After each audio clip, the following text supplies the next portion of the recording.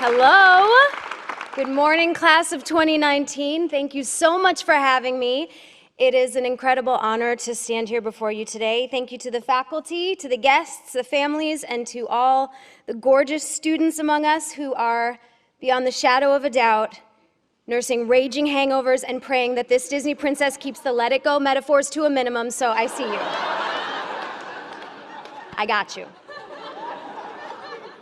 I want to start today by sharing a secret about myself that you might not know. I did not graduate from college. Whoopsies. Dean is in a full flop sweat thinking, oh my God, nobody double checked.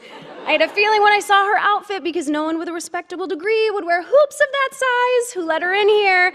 But that leads me to another thing about me, which is I'm nice. And as it turns out, when you are nice, people tend to overlook a lot. In some cases, this could include experience, credentials, not having your driver's license at airport security. And yes, that's a true story. Twice. And you might say, Kristen, no, that's not a result of being nice. That's the result and the privilege of being a recognizable person. And okay, that may be true, but I will counter with my husband, who is also highly recognizable and doesn't get away with anything. Literally 10 out of 10 times, he is getting a pat down at TSA. And that's because he's just not as nice as me. Don't get me wrong, I love him. I love him. He's brilliant, he's hilarious, he's literally my favorite person. But is he the nicest person? I don't know, guys. I just don't know.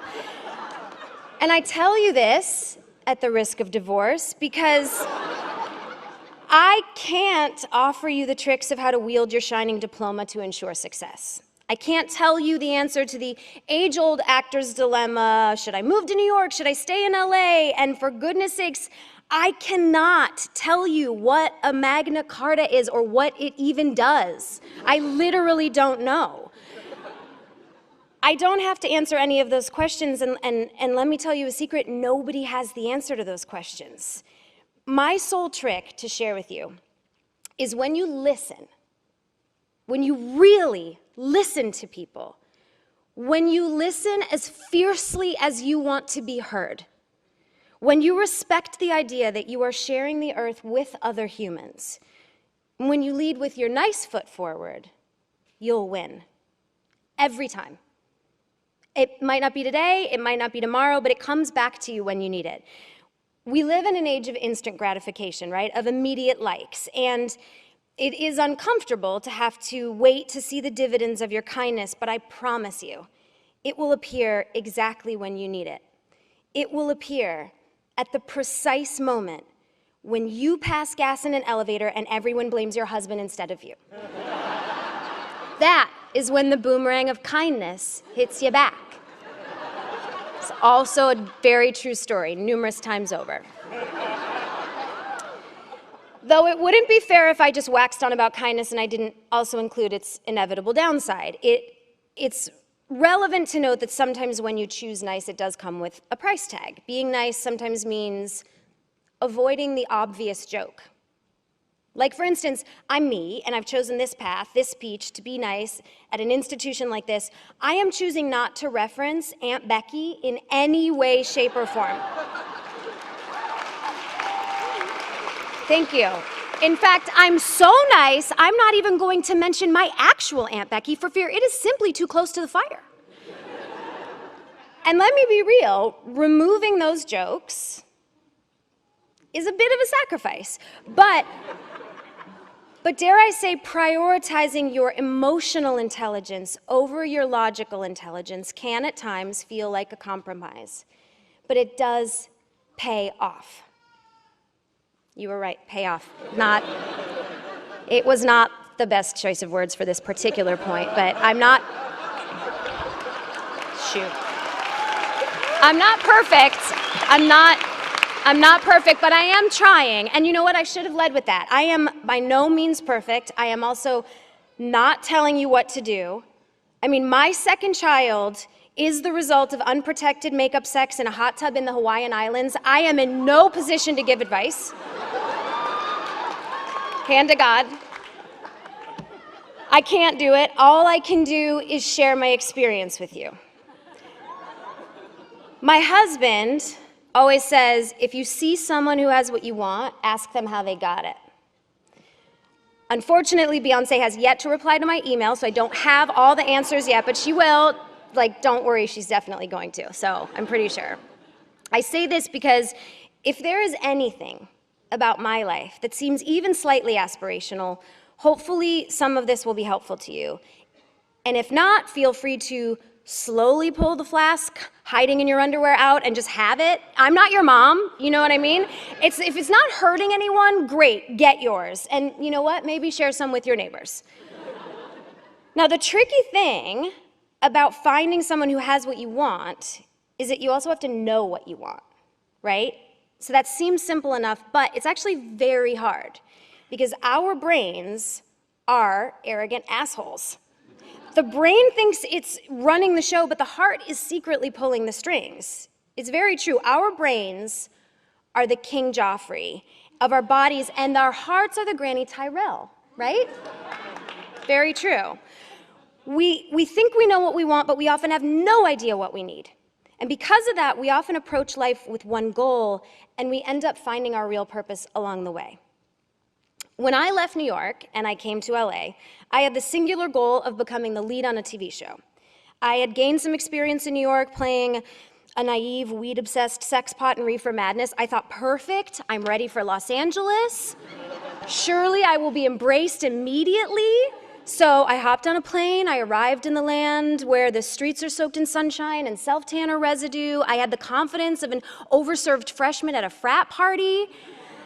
I was like, here I am, and I began the process of auditioning, which it's really just a condensed way to say driving back and forth to Santa Monica in rush hour traffic, but the feedback that I received was that I was always either too young, too old, too cute, too plain, too smart, too ditzy. It was as if Goldilocks were every casting director, and I just couldn't nail it. And eventually I started booking some co-star and guest star roles, but my coveted lead eluded me, and I would go to bed negotiating with the universe. I would say, okay, if I could just book the lead on CIS NCIS ER Miami, I promise I will decrease my carbon footprint by at least 6 in the next calendar year. So clearly, I know absolutely nothing about the measure of carbon. I find it almost as confusing as the concept of the Magna Carta. But then it happened. I was cast on Veronica Mars, which was my first show, and everything I ever wanted was in front of me. I was earning a real paycheck. I was the lead of a TV show. I owed the universe all my carbon. But once we started shooting, something very unexpected happened to me. Well, 2 unexpected things. The first was Ryan Hansen, who played Dick Casablancas. His hair. It was the exact, almost too accurate, too on-point shade of surfer blonde boy. It was like the kind that gives you PTSD from walking along Venice Beach, that you're just like, whoa. It was terrifying, and I loved it. The second was that, despite the recognition of my dream, I wasn't happy, like at all. My arrogant little asshole brain could not comprehend what was happening. I was like, how was this possible? This is what I wanted and what I needed, right? And yet I had it all, and I was lonelier than I had ever been. And it wasn't until the boy with the surfer hair invited me to his birthday party, after hours offset, away from work, that everything changed. He wasn't just inviting me to his birthday party. He was inviting me to his life party, to his community. And I finally felt at home, and I made some of the best friends that I still have to this day. In retrospect, I know it wasn't the role I was looking for. It wasn't a paycheck or a titular character. What I really needed was friendship. So I want to stress to you, build your tribe. They will keep you alive. I'm also pretty sure that's what Beyonce would say.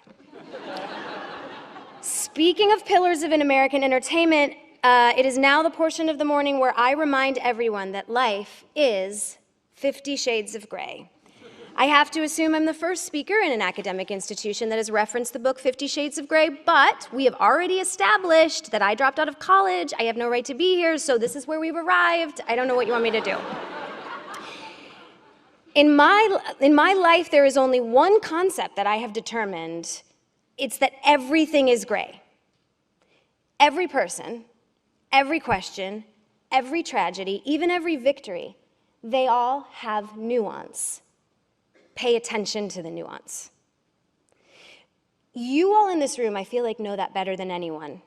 You know it in your bones because you've devoted your time to building stories, building people. It's what you do. You are people architects. You read a script and you construct a walking, breathing human from the ground up. When we create characters, we are encouraged to make them three-dimensional, right? In acting, two-dimensional characters, they're at the least boring and at the most extreme irresponsible. We're told to embrace complicated characters. We are taught that you can't accurately play a villain until you find one thing about him that you love.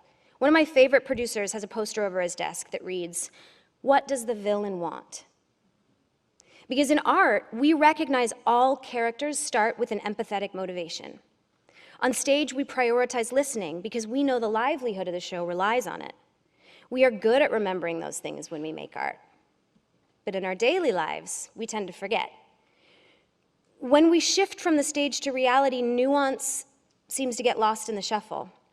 In real life, we don't look for the one thing we love about each person. Complicated characters get cast out, and we view things two-dimensionally. It's also becoming increasingly apparent we're not listening to each other, even though, like on stage, the livelihood of this entire grand show relies on it. The great news is we can all choose, right? When hard moments arise, you can lean on the experience you've gleaned in these past 4 years, and you can choose the nuance. You can choose complexity over simplicity. You can listen to others with open ears as if your next move depends on it. You can Sandy Meisner your life. So class of 2019, as you move your tassel from the left to the right and officially take the steps forward toward your forever, I encourage you, take them with your nice foot. And if you take away one thing from this, remember what I said earlier. If it's not hurting anyone, great, get yours. And maybe share some with your neighbor. Thank you and congratulations.